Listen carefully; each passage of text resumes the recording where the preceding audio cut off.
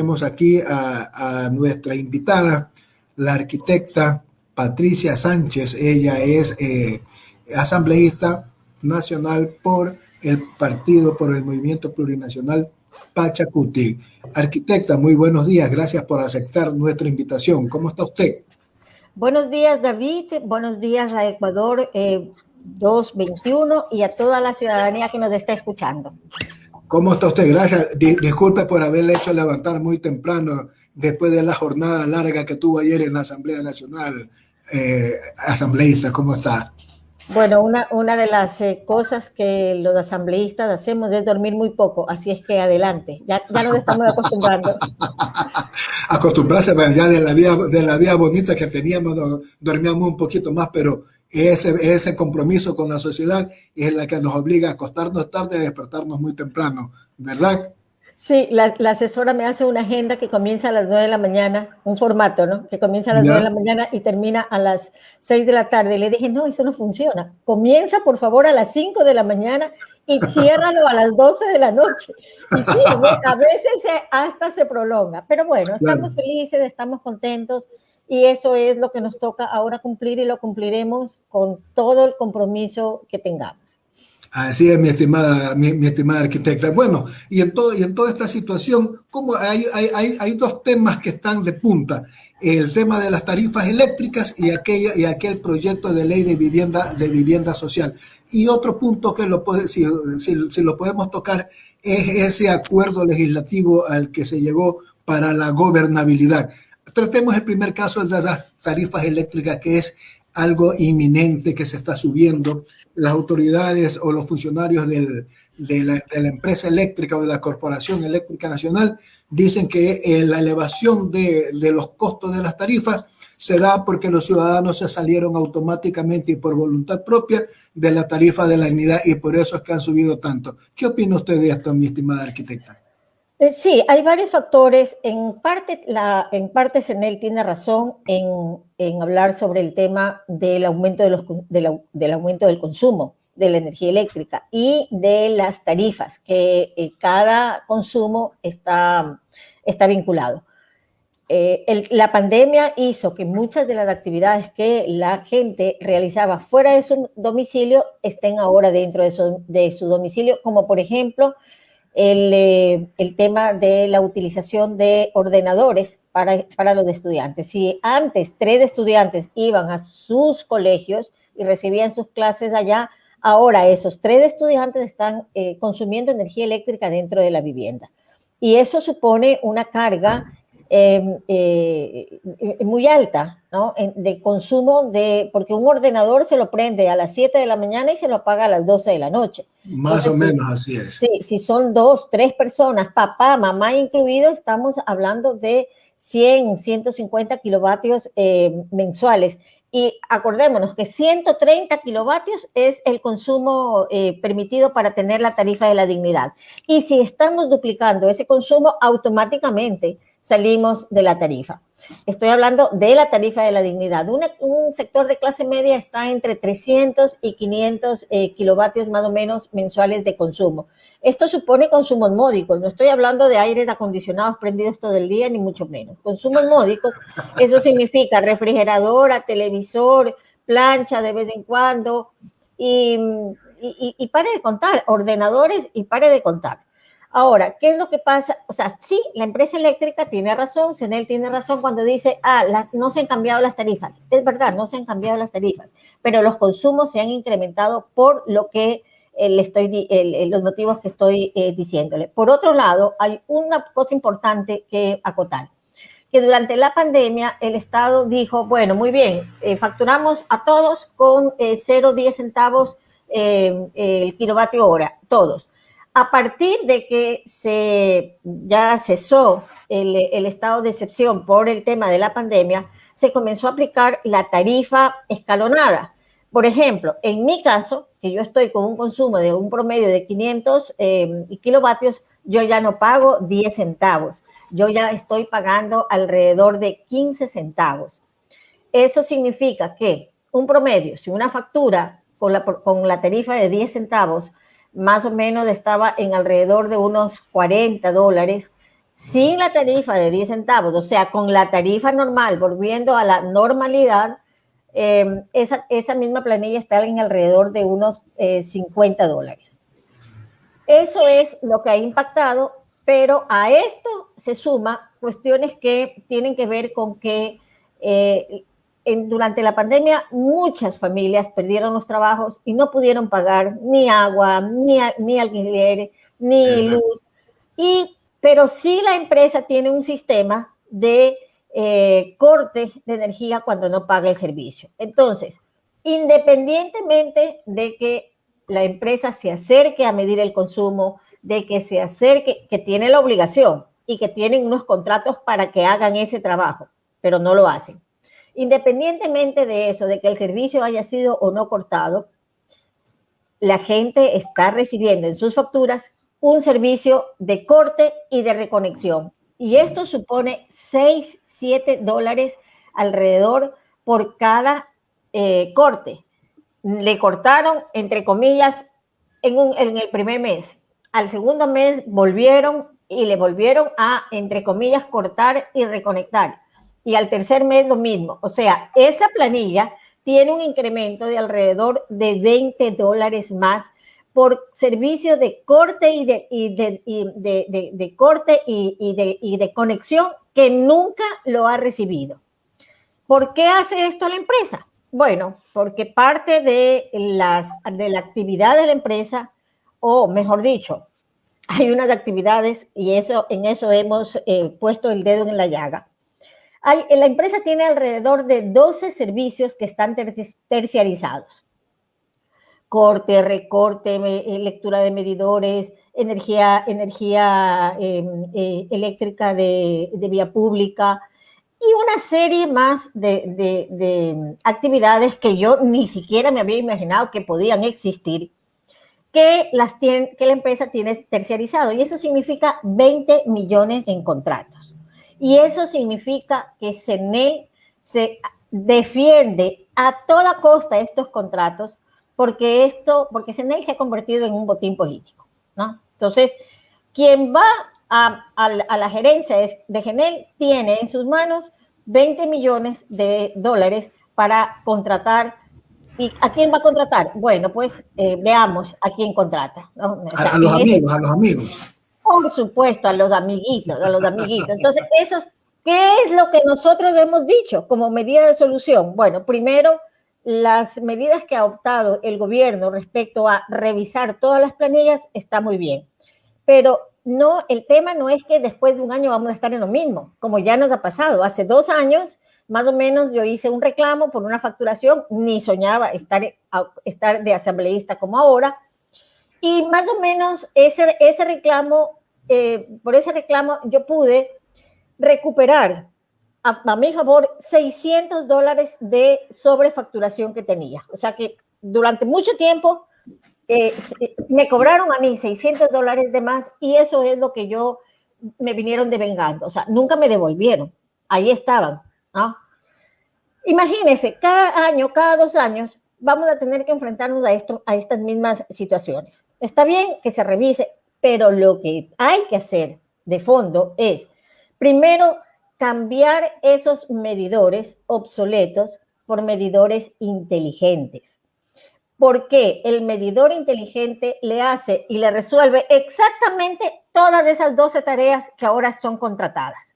Con eso, cerramos varias cosas.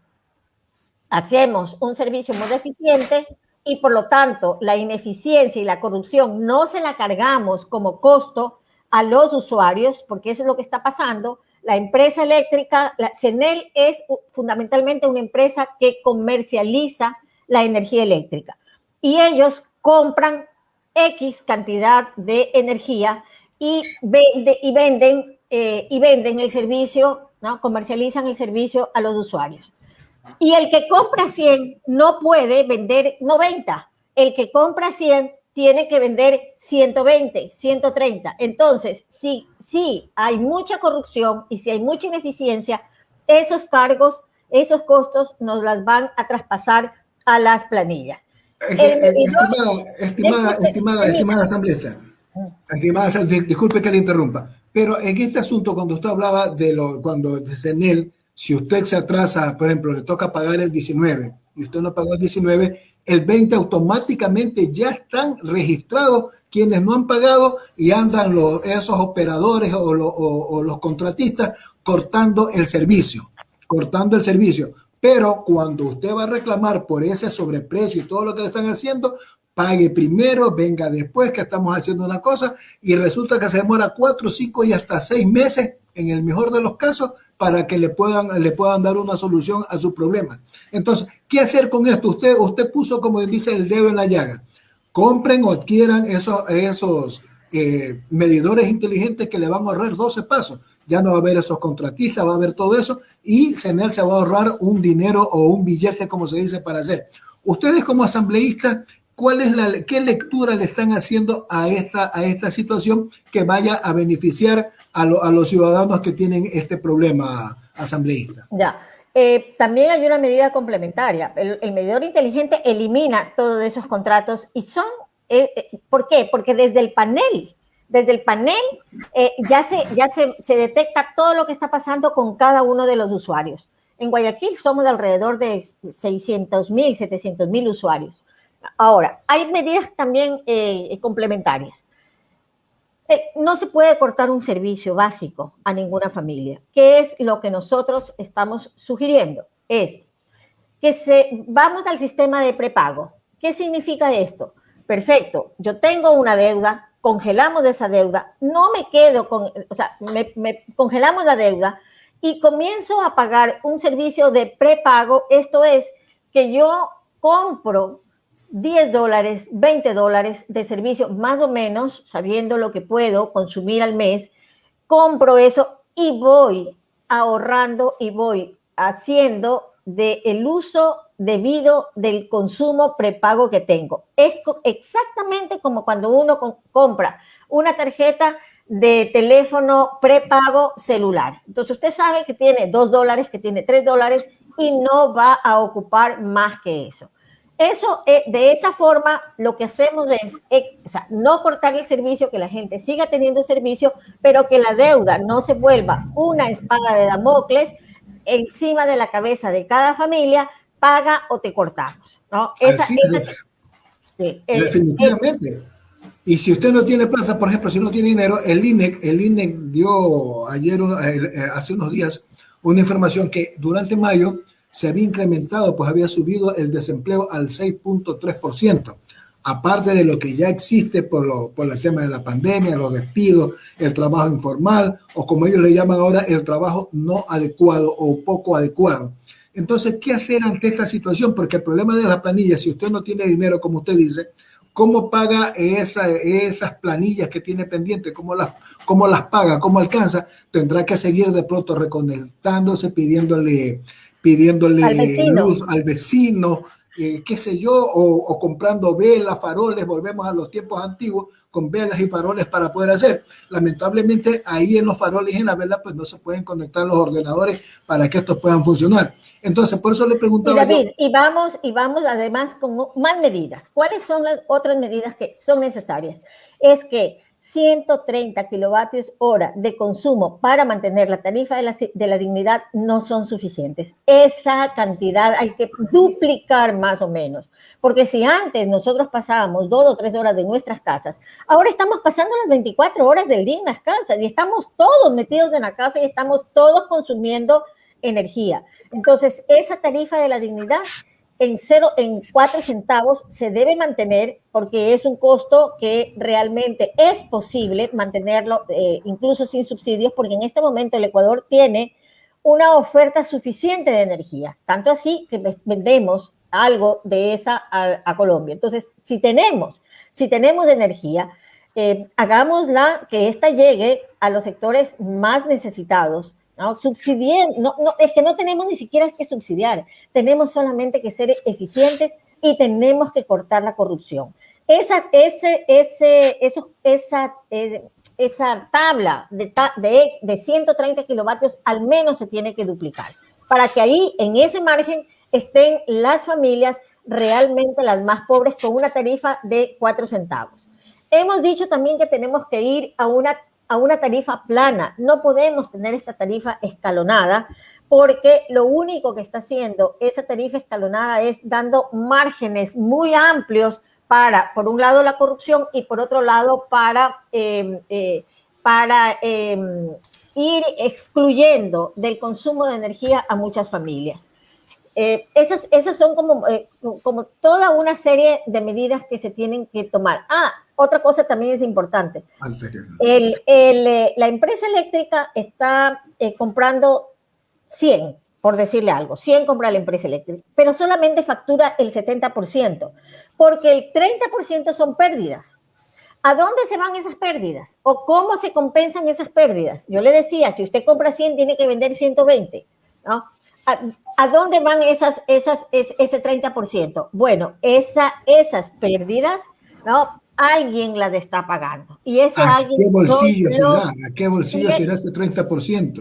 Ese 30% de comercialización estamos haciendo una investigación porque parece ser que son muy pocos los que se benefician o están escondiendo estas pérdidas, ¿no? Hay facturaciones mensuales que son muy altas. Ustedes ya se pueden imaginar quién consume mucha energía eléctrica, pero no está pagando.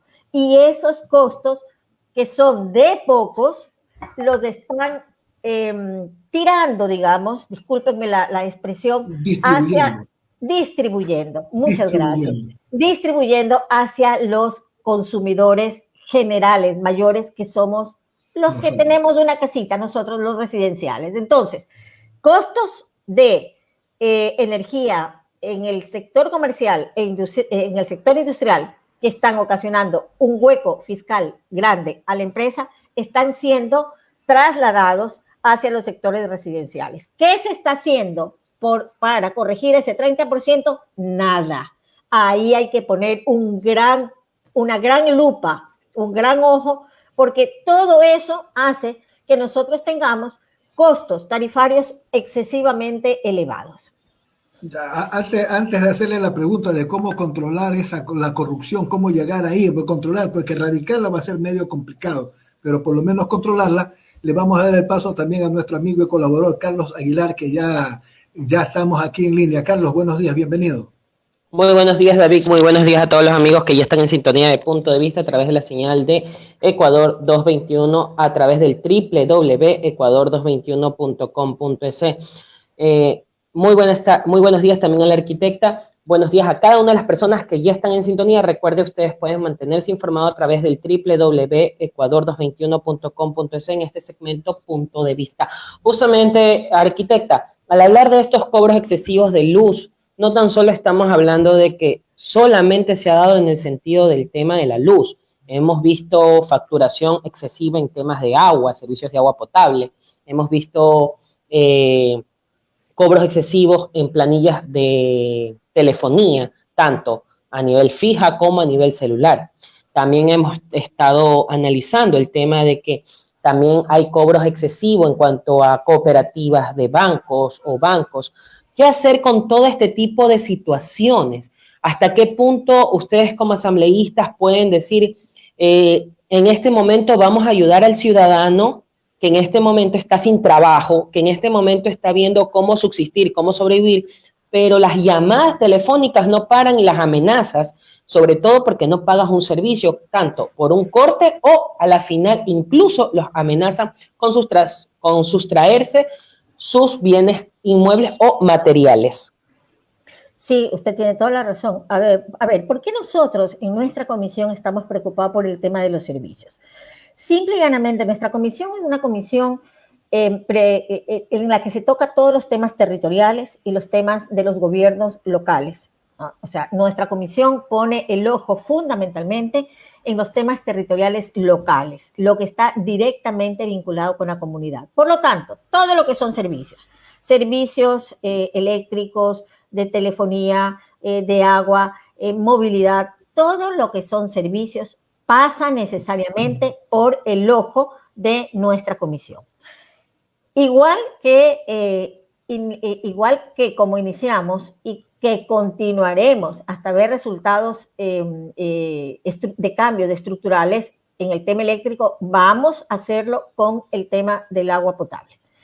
No es posible que, por ejemplo, en Guayaquil exista 200,000 personas en la zona de Monte Sinaí sin agua potable durante ya 20 años. No es posible que tanques que le han costado al Estado 19 millones de dólares para el servicio de agua potable en Monte Sinaí estén entrando en un estado de obsolescencia porque no se los usa. No es posible que las redes de agua potable que están enterradas en Monte Sinaí para que por ellas pase el agua potable se estén deteriorando, se estén tapando, se estén incluso robando porque no llega el servicio de agua potable. Entonces, ahí hay plata invertida, o sea, hay 12 millones costó poner red a la zona de Las Marías en Monte Sinaí, 19 millones le costó a quién, a los ecuatorianos, invertir en la construcción de esos tanques. ¿Y por qué no a la empresa Interaguas no le da la gana de entregar agua a Monte Sinaí por red? La gente no tiene el servicio. Vamos a ver, justamente estamos ya haciendo un pedido de información respecto a todo este tipo de problema. Y eso es un caso más evidente, ¿no?, de ausencia de servicio en una ciudad que la necesita y con un servicio que además, por estar concesionado, se supone que debe cubrir las necesidades y que es eficiente. Claro, ahora, en el caso, y disculpa que te interrumpa, David, pero en el caso, por ejemplo, también del cantón vecino Durán, que tienen años con esta problemática. ¿Qué hacer en estos casos? ¿Hasta qué punto seguimos esperando que este cantón vecino siga padeciendo los moradores o los habitantes de estos problemas como son recurrentes, por ejemplo, el agua potable? Sí, Durán es una cosa, o sea, de realismo mágico, sinceramente. Yo creo que si viene el Gabo y conoce, si hubiera conocido el caso, hubiera hecho una segunda novela Nobel, ¿no? Una segunda, o sea, si hubiera ganado un segundo Nobel ahí, ¿no? Porque es realmente impresionante lo que pasa en Durán con el tema del agua potable. Sí, estamos también comenzando, estamos iniciando un proceso de fiscalización a todo lo que ha sido, porque esto no es nuevo. O sea, no es nuevo que la gente padezca de falta de agua y no es tampoco nuevo que ahora recién se tiene que resolver. No, ahí hay muchísima inversión en proyectos para resolver el tema del agua potable en Durán. ¿Y qué es lo que ha pasado? ¿Qué es lo que ha pasado? Y en yo sí quisiera aprovechar, vamos a ver, sí, yo sí quisiera aprovechar esta oportunidad que tengo de hablar aquí y de que la ciudadanía nos escuche, porque nosotros y nosotras solas desde la Asamblea es poco lo que podemos hacer. Lo que se necesita es un gran frente de usuarios, un gran frente de participación, una profunda, una muy fuerte participación ciudadana, veeduría social, participación ciudadana, y para que estén ahí permanentemente fiscalizando, estén empujando todos estos procesos. La ciudadanía tenga la plena seguridad de que nosotros estaremos con todas las herramientas que la ley nos permite acompañando y empujando estos procesos de fiscalización. Pero pedimos sinceramente que la gente, que la ciudadanía se conviertan en cofiscalizadores y juntos hagamos y presionemos para que las cosas cambien. Claro, en este punto también del agua potable en Durán, nosotros, el municipio compra agua del Chobo y viene agua desde Durán, justamente desde Guayaquil, perdón, a través de Interagua. Cuando estaba el expresidente Correa, se inauguró aquí la planta de potabilización de agua potable, ¿no? Aquí en el sector de Durán, al sector norte, que costó algo así como $100 y pico de millones, pero solo inauguraron la infraestructura porque nunca hicieron los tendedores, nunca hicieron los pozos, porque justo donde está esa planta, esa construcción, hay unos pozos de agua potable, esos mantos acuíferos que le llaman los entendidos, y nunca se hizo nada. Alexandra Arce, que ahora es colega suya, asambleísta nuevamente, no hizo nada, no dio nada, no se pasó nada. El nuevo alcalde, que parece que no tuviéramos alcalde aquí en Durán, pero bueno, está haciendo algo, por lo menos repartiendo agua en tanqueros, pero no soluciona el problema lacerante que es el problema del agua potable. Y no solo eso, también acá en Durán no hay, por lo menos en el 80% del cantón, no hay alcantarillado ni sanitario ni sanitario. Principalmente no hay alcantarillado sanitario. Entonces, todas estas situaciones, como yo le dije, se me salió el exabrupto, donde se llevaron el billete. Exactamente, esa auditoría, esa observatorio que usted quiere hacer, nos vamos a tener que incluir todos acá, incluyéndome yo, que yo también vivo en Durán, para poder hacer eso, a ver qué están haciendo por el cantón, porque todo el mundo reclama, pero nadie le da soluciones. Entonces, esto más o menos para tratar con eso, mi estimada arquitecta. Sí, es muy preocupante, ¿no? Además, es tan preocupante que ciudades como Durán y como Guayaquil, que están bordeadas, o sea, que nacen en las orillas de las fuentes de agua, tengan problema de agua. Eso es una paradoja total. Imagínense, o sea, ciudades que tienen la fuente del agua ahí. Muriéndose al pie de la fuente. Más o menos. Al pie de la fuente. Así es. Y otra cosa es que es un gran negocio repartir agua por tanqueros, le cuento. En Monte Sinaí la gente paga 5 veces más el agua por tanquero que el agua por red. Le explico. En mi casa yo tengo un consumo de alrededor de 5 metros cúbicos por mes, porque casi no paso en la casa. Entonces, eso es un consumo de alrededor de 5 o 6 dólares mensuales. ¿Sabe cuánto ese consumo? Ese mismo consumo. Es semanal. Mensual, 5 dólares mensuales. Claro, ese consumo en Monte Sinaí, ¿sabe cuánto representa? 5 veces más, de 5 a 6 veces más. Estamos hablando de 30 dólares. Es increíble, es impresionante. ¿Cuánto 5 dólares en relación a los ingresos que una persona de clase media como yo tenga? Es insignificante? Pero para una familia, 30 dólares semanal o 30 dólares más o menos mensual, ¿no? Imagínense para una familia que apenas a la semana logra reunir unos 30 dólares para vivir, 30, 40 dólares para vivir. Entonces, esa es la causa de la pobreza, ¿no? Los excesivos costos que la gente tiene para vivir. Por eso es que esta comisión está interesada en resolver, más que resolver, en ponerle la llaga. La resolución pasa por unas situaciones mucho más complejas y yo no quiero volverme mesías ni redentorista. No, nosotros somos bastante serios en eso y vamos a buscar las soluciones definitivas, sí. Vamos a cerrar las brechas de corrupción que existe en todos estos servicios, sí. Pero le digo, es muy importante que nosotros pongamos énfasis en el tema de los servicios, todo lo que son los servicios, porque están ligadas a las condiciones de vida, a lo básico, a la familia, a lo que la gente necesita diario, permanente, lo básico para poder vivir. Siendo las 9:11, seguimos aquí en Punto de Vista a través de la señal del www.ecuador221.com.es. Arquitecta, al hablar acerca ya de servicios básicos, vamos a hablar eminentemente de otra problemática que existe y es la vivienda social. ¿Qué hacer en estos aspectos? ¿Cómo ustedes van a contribuir como asambleístas para que estos proyectos que se están dando de casas se pueda también ayudar a la población de alguna forma? Bueno, en este momento pasó ya en la asamblea el primer debate de la ley de vivienda social.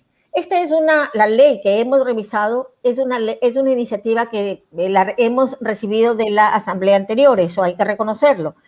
Es fue una de mis principales propuestas de campaña, porque yo he trabajado 40 años en el tema de la vivienda. Desde que tengo 15 años, estoy metida en los sectores urbanos marginales en Guayaquil y en varias otras ciudades del Ecuador, y formo parte de algunas redes latinoamericanas y mundiales por el derecho a la vivienda, por el derecho a la ciudad. Entonces es un tema que lo conozco muy bien y que fue una propuesta de campaña. Pero resulta ser que llegamos a la Asamblea y la primera ley que nos ponen sobre la mesa para que debatamos es esta ley de vivienda que viene, que ha sido propuesta anteriormente.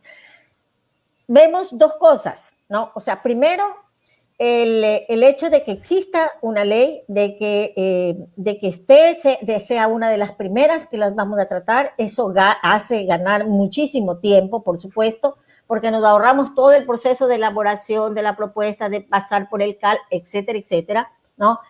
Pero esta ley no puede ser aprobada tal como está presentada. O sea, tiene la ventaja. ¿Por qué razón, arquitecta? Simple y llanamente porque esa ley es una declaración al aire de lo que se debería hacer en vivienda, pero no plantea en ningún artículo realmente una solución factible para resolver el tema de la vivienda. Hay dos cosas que recoge esa ley y que yo voy a contarles. Uno es que los permisos de los proyectos habitacionales se simplifican a 15 días. O sea, si antes usted se demoraba 2 años, 3 años o los años que sean para aprobar un proyecto de vivienda de interés social, con esta ley en 15 días se soluciona eso. Porque si en 15 días usted no recibe la respuesta y la aprobación o cualquier objeción por parte de su ente regulador, municipio de Guayaquil, de Quito o de Ambato, de lo que sea, donde usted está inscribiendo su proyecto, automáticamente la ley le da por hecho que el proyecto está aprobado, claro, con regulaciones que hagan, que permitan, pues, una posterior auditoría de ese proyecto, ¿no? Ahora, ese es un punto que sí es positivo y que esta ley está promoviendo. Y el segundo punto que creo que esta ley le pone mucho énfasis a esta ley es a la incorporación de los gobiernos locales en la obligatoriedad de entregar suelo servido para los proyectos habitacionales.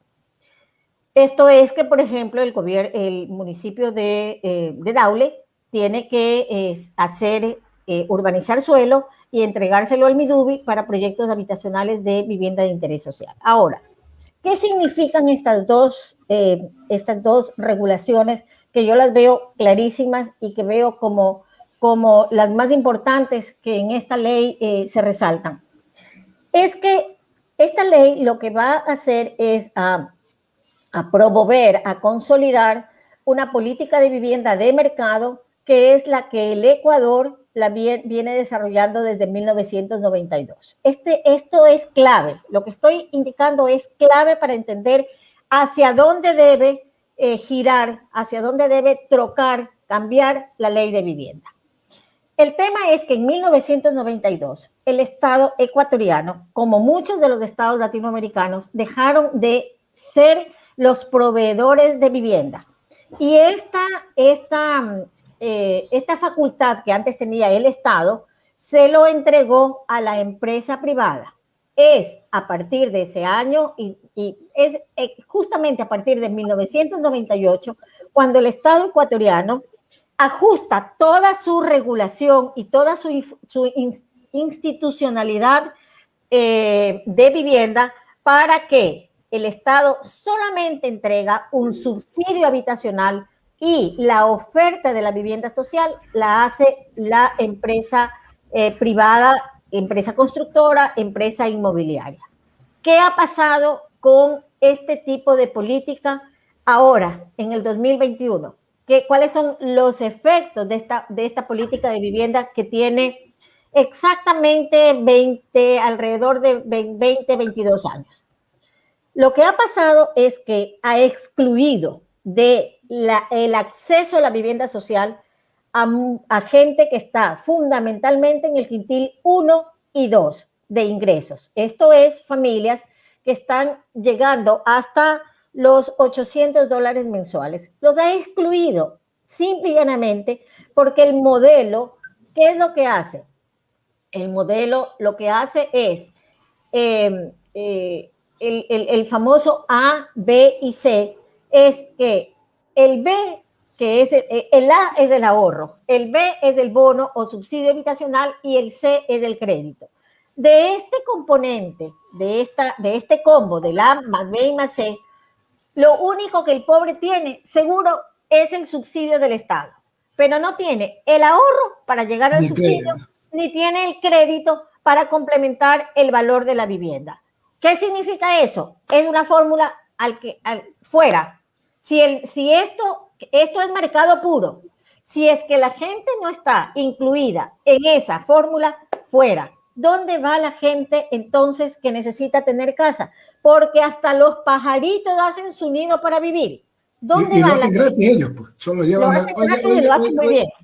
Oiga, arquitecta, en ese ABC del ahorro, del bono y del crédito, resulta que esas inmobiliarias o estos constructores privados, y ya eso se ha marcado, se ha hecho una tendencia en todo negocio, en todo lo que usted quiere hacer, que tiene que solo le financian hasta entre el 70 y el 80% de lo que usted quiera adquirir. Y ese 20% es el que se le dificulta a nosotros. Es el ahorro. Claro, no tiene para cubrir usted 7,000, que fluctúa entre 4,000 o 7,000 dólares, dependiendo de lo que esté. Y usted no tiene pues ese dinero, entonces por lo tanto no es sujeto de crédito y se pierde la situación. Otra cosa, usted compra la casa hoy, la paga, o sea, paga la entrada y todo eso, pero le dicen que se le da la casa después de 2 años y durante esos 2 años usted tiene que paga. Y si no tiene un empleo adecuado como lo califica el INEC, simplemente usted dice, no, me quedo con mi casita y sigo alquilando.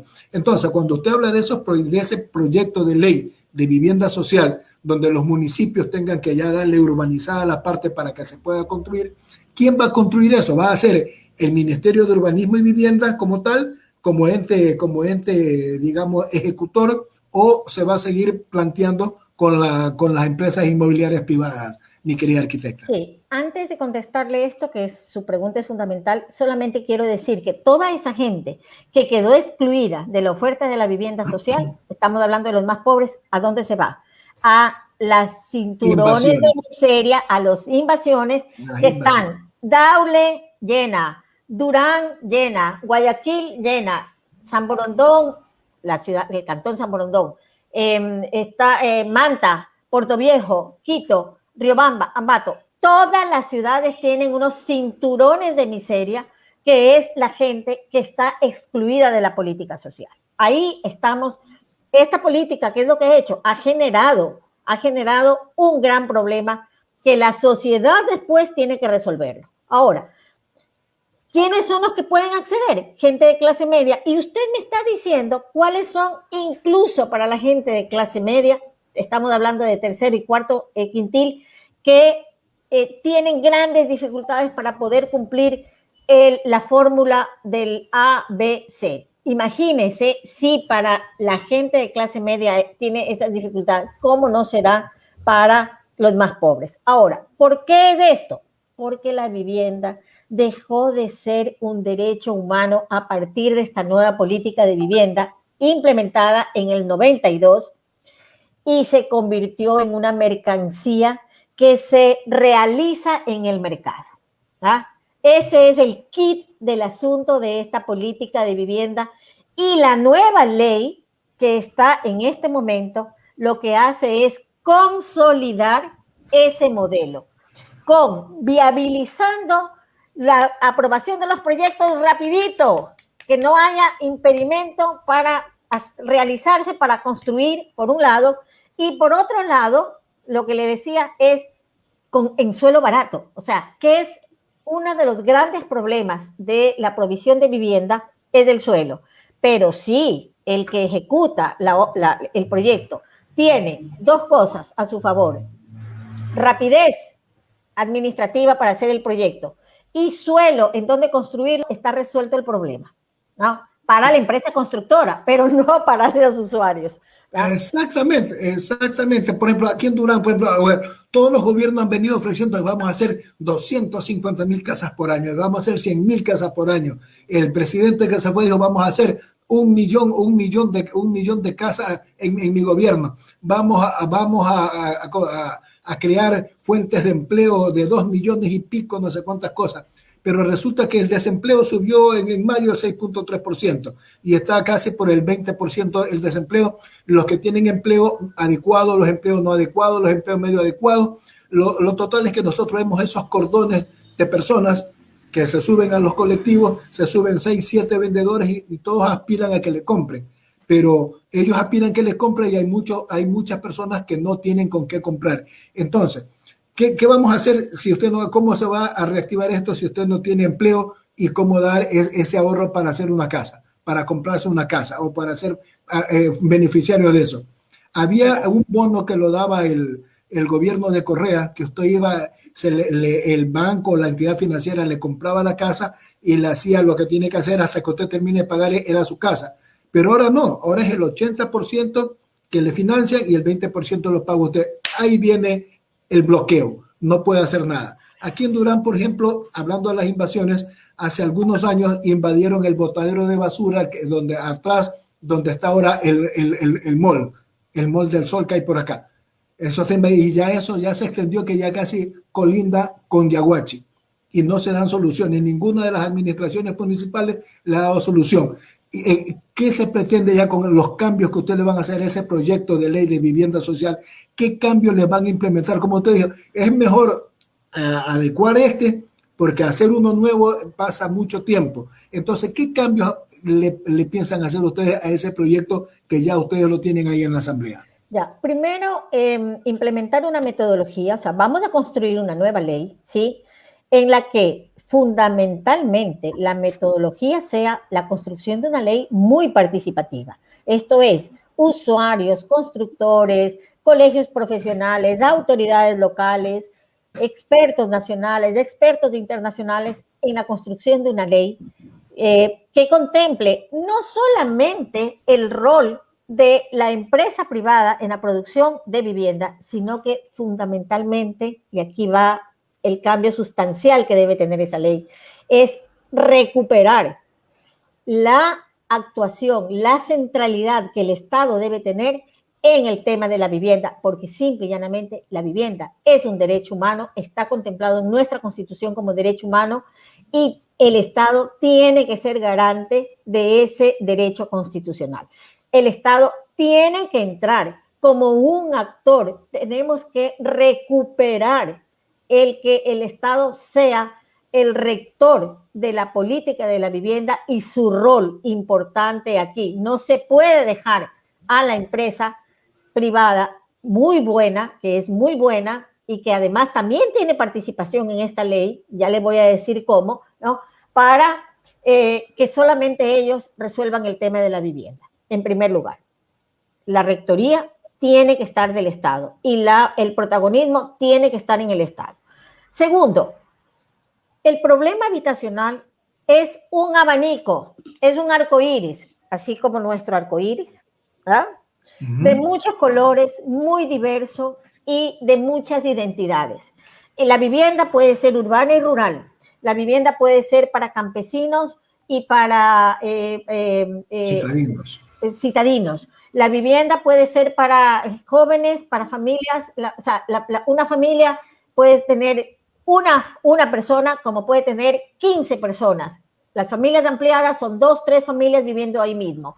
La vivienda puede ser en la costa, en la sierra, en la Amazonía, en Galápagos. O sea, ¿cómo es posible que una política de vivienda social tenga una sola tipología de vivienda para que generalmente es de 36 metros cuadrados con los mismos materiales de construcción, teniendo familias tan diversas como las que hay en el Ecuador y no solamente en el Ecuador? Centrémonos en el Ecuador. No es posible. Entonces, tenemos que tener una ley que incluya la diversidad de situaciones que la gente necesita para... La gente en esto es muy, pero muy sabia y muy práctica. Eso por un lado. Por otro lado, la política de vivienda normalmente tiene, lo que hace es diseñar un prototipo de vivienda y entregarla aquí, terminada. La famosa casita, ¿no? La famosa casita, se promociona siempre la casita con la llave en mano. La casita modelo, la casita modelo. La casita modelo con la llave en mano, o sea, donde usted solamente tiene que poner la llave, abrir y está todo listo. Eso es un producto, eso no es un proceso. Las familias ecuatorianas, y usted piense en cómo la gente de Durán ha hecho y hace su casa de pilar en pilar, de habitación en habitación. La casa popular va creciendo como la economía de la familia se lo permite y como sus necesidades biológicas le exigen.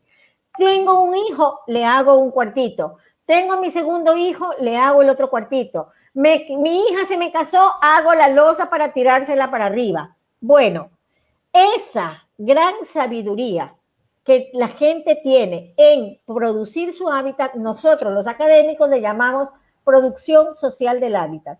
Y esa gran sabiduría que la gente ha aplicado para resolver el problema habitacional, lo tenemos que convertir en política pública. El gran déficit habitacional no está en el número de unidades nuevas que se requieren para satisfacer las necesidades. El gran déficit habitacional en el Ecuador está en las 3 millones de viviendas que están siendo habitadas en los sectores urbanos marginales sin materiales decentes de construcción, sin ninguna asistencia técnica. La gente ha puesto sus pilares y ha subido sus casas solitos, sin tener ningún tipo de apoyo técnico, sin pisos, sin servicios, y viviendo en condiciones infrahumanas, 4, 5, 6, 10 miembros por familia, hacinamiento, carencia de servicios, carencia de materiales de construcción. Eso se llama déficit cualitativo y ahí está la gran necesidad. Allá no entran las constructoras, porque allá hay gente haciendo su hábitat. Allá no está, esta gente no es vista para las constructoras como un mercado potencial para comprar vivienda. Pero ese debe ser el foco principal de una política de vivienda en el Ecuador, en donde ponga la mirada en los más pobres. Los más pobres están ya viviendo mal, muy mal. Vamos con una política de vivienda que resuelva esas condiciones y vamos a hacerle participar a la gente en la producción de su hábitat. Así es, mi estimada arquitecta, muy buena la conversación, podríamos seguir más tiempo, pero ya nuestro tiempo ya casi se está acabando y el suyo también ya tiene que ir a trabajar, tiene que ir a la asamblea, conectarse también y ya le estamos creo quitando más del tiempo que estaba establecido.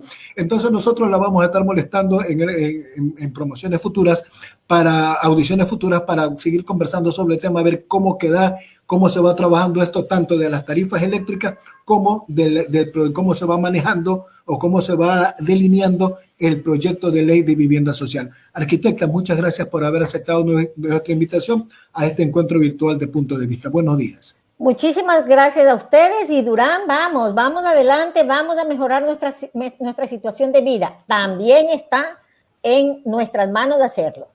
Entonces, inclúyame en esa lista para ser observador y participante activo de esa situación, arquitecta. Muchas gracias, David. Que pasen bien. Un gusto, pase bien.